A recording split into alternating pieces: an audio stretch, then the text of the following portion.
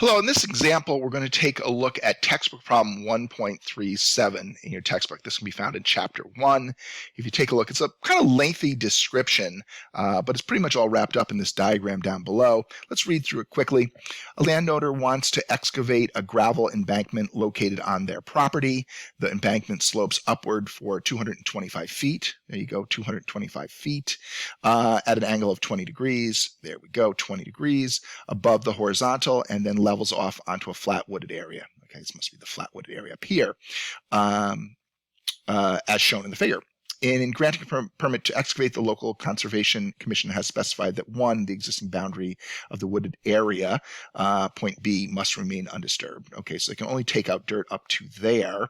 And 2, a graded embankment line BD to be created after the gravel has been removed must have an angle of no more than 50 degrees with the horizontal. That probably has to do with drainage or potentially the material washing away. But again, that 50 degrees is our one of our angles that we have to work with. So A, to what horizontal distance can the landowner excavate his embankment and satisfies these conditions? B, if the landowner plans to excavate the embankment for 1/8 of a mile along its length, how many cubic yards of gravel can be removed? And C, if the average dump truck carries 20 cubic yards of gravel, how many such trucks must visit the site? We're only going to really rely on A because A is the trig application, but I'll run through the other two once I'm completed with those. So first thing we do, as always, is to set up our problem, right? We have a given diagram here. And if you take a look, we have A, B, and D, right? The diagram shows this is 225 feet, this is 20 degrees, this is 50 degrees, and we want to find out what is AD. So again, it's not a right triangle. We could play around with right triangles. We have a few different dimensions, but the fact is you can go right to the problem and solve it using a law of sines or a law of cosines. And a couple different things we can do relatively quickly. Well, we know that these angles inside here, we know that A plus B plus C has got to equal 180 degrees, right? So we have 20 degrees here. We also have 50 over here. Well, the fact is 50 plus this angle, let's call this angle B, right, is going to be 180 degrees. So in terms of this, well, now I'm using multiple B's here. Let's call it beta. Right. And in terms of this, we'll call this beta here. We know that 180 degrees is going to be equal to beta plus 50 degrees, right? Therefore, beta we know is going to be equal to 130 degrees, right?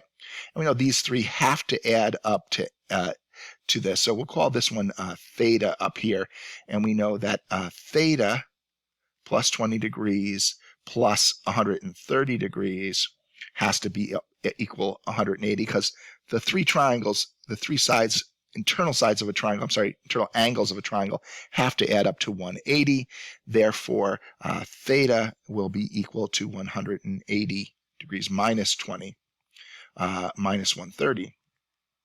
All right, so 180 minus 20 is 160, minus 130, that leaves us with 30 degrees. So we now have all the sides. So this is, we have all the sides, I should say we have all the angles, and we have one of the sides. So it works out pretty nicely in terms of your law of sines, right? If you recall, that's going to be A over sine A equals B over sine B, which equals C over sine C, right? And again, if you're like, oh, well, what should be on top, sine or A? It doesn't matter. It's just a ratio. You can write this either way. So in our case, we know that beta is opposite 225. So we know that 225 feet over sine, well, what's beta? Go back up here, 130 degrees. We're trying to solve for AD, right? AD divided by the opposite side. The opposite side is alpha. I'm sorry, it's theta. theta is equal to 30 degrees. So this is going to be equal to sine 30 degrees. So we can quickly manipulate that around and say that AD is going to be equal to, well, if we take a look, we have our 225 feet. We're just cross multiplying. That's going to be multiplied by sine 30 degrees and divided by sine 130 degrees. If you want to do individual steps to work on that, that's fine. I kind of jumped a little bit ahead, but it's a pretty straightforward algebraic manipulation.